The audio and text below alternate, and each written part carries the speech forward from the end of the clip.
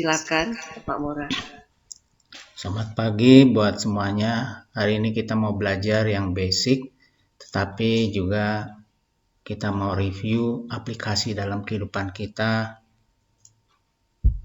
Bagaimana gitu. Sebagai pendoa, kita percaya Tuhan Yesus dan di sana ada jaminan hidup yang kita akan punya daripada Tuhan Yesus. Mari kita lihat yuk. Share screen berikut. Ya, hari ini kita mau belajar tentang jaminan keselamatan dan aplikasinya. Apakah kita masih yakin dengan jaminan keselamatan yang masih kita punya gitu. Nanti kita lihat apa kata firman Tuhan gitu. Di Yohanes 3 ayat 13 sampai 16. Mari kita baca bersama. Tidak ada seorang pun yang telah naik ke sorga selain daripada Dia yang telah turun dari sorga, yaitu Anak Manusia.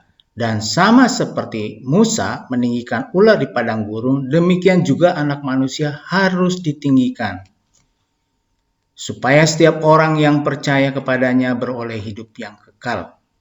Karena begitu besar kasih Allah akan dunia ini, sehingga Ia telah mengaruniakan anaknya yang tunggal, supaya setiap orang yang percaya kepadanya tidak binasa, melainkan beroleh hidup yang kekal. Saudaraku,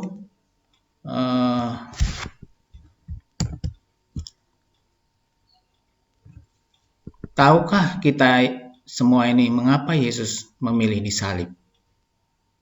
Dia pergi ke kayu salib agar siapapun yang percaya kepadanya dapat menerima karunia hidup yang kekal. Di dalam Alkitab bahasa Inggris ditulis ya, supaya setiap orang, ditulis siapapun.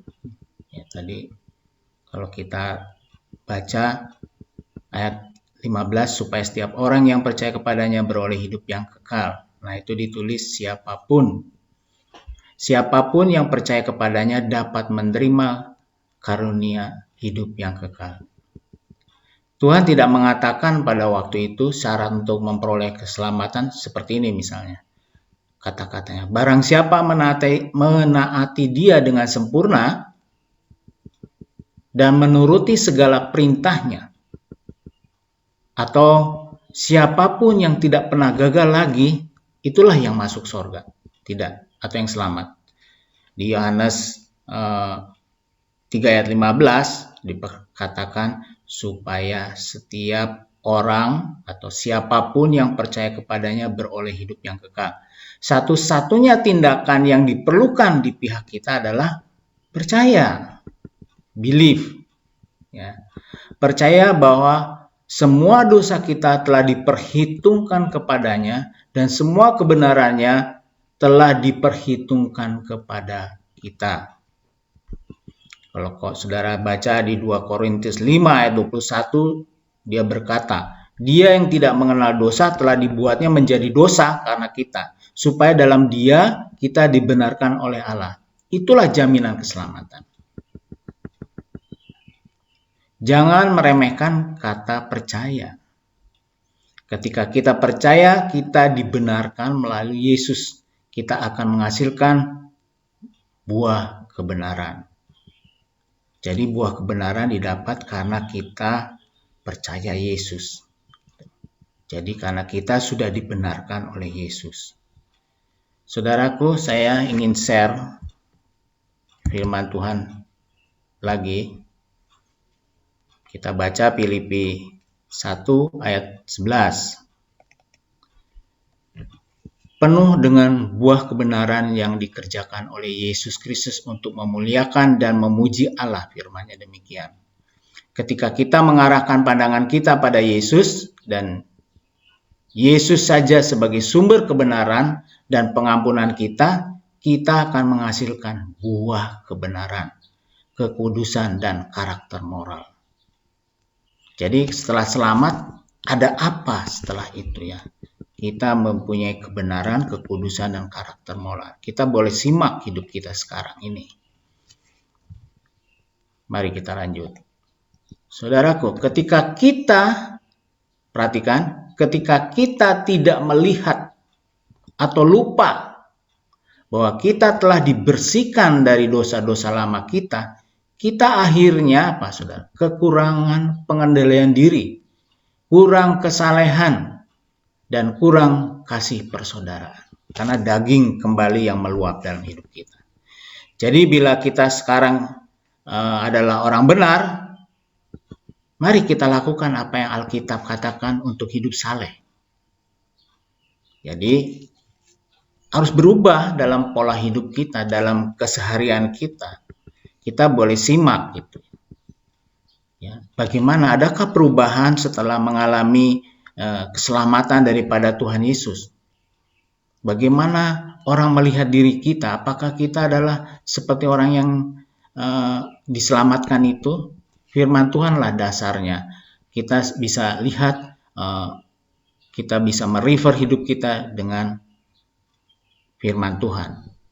Saya tidak terlalu lama bahas ini, jadi marilah kita lakukan hidup saleh sesuai dengan apa Alkitab. Ya.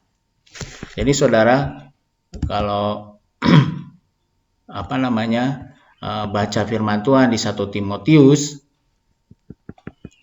Timotius, dia berkata demikian, saudaraku. 1 Timotius 1 ayat 19. Pertahankanlah dengan teguh imanmu kepada Kristus. Dan jagalah supaya hati nuranimu selalu bersih dengan melakukan hal-hal yang benar. Karena ada orang yang tidak menaati hati nurani mereka dan dengan sengaja melakukan hal-hal yang salah. Tidak mengherankan kalau sesudah menentang Allah secara demikian mereka kehilangan iman mereka kepada Kristus.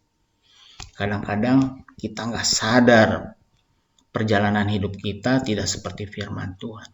Kita berdoa karena ya kita orang benar karena Kristus Yesus. Karena menjadi orang benar kita nggak susah untuk diajak berdoa bersama. Jemaat kita harusnya kita yakinkan Anda adalah orang benar. Orang benar adalah orang yang berdoa karena Tuhan Yesusnya sendiri berdoa kepada Allah Bapa. Saya mau ngajak semua teman-teman, mari kita ajak keluarga kita, jemaat yang kita percayai. Wah susah Pak, yaitu memang kita perlu pengharapan kepada Tuhan.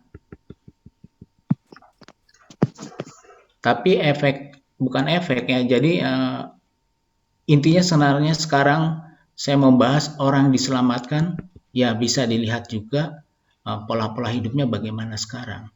Kalau kita melenceng, kita harus balik kepada firman Tuhan. Ya. Di 2 Petrus 1 ayat 10 bilangnya begini, karena itu saudara-saudaraku berusahalah sungguh-sungguh supaya panggilan dan pilihanmu makin teguh, sebab jikalau kamu melakukannya, kamu tidak akan pernah tersandung. Dengan demikian, pada kamu akan dikaruniakan penuh untuk memasuki kerajaan kekal, yaitu kerajaan Tuhan dan Juru Selamat kita, Yesus Kristus. Biarlah firman Tuhan yang dibagikan hari ini, siapapun yang percaya katanya, memperoleh hidup yang kekal. Nah, ada kelanjutan yang harus kita lakukan.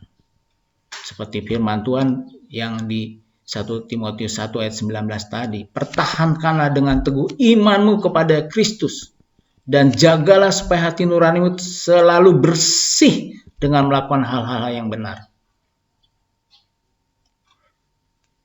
Demikian firman Tuhan.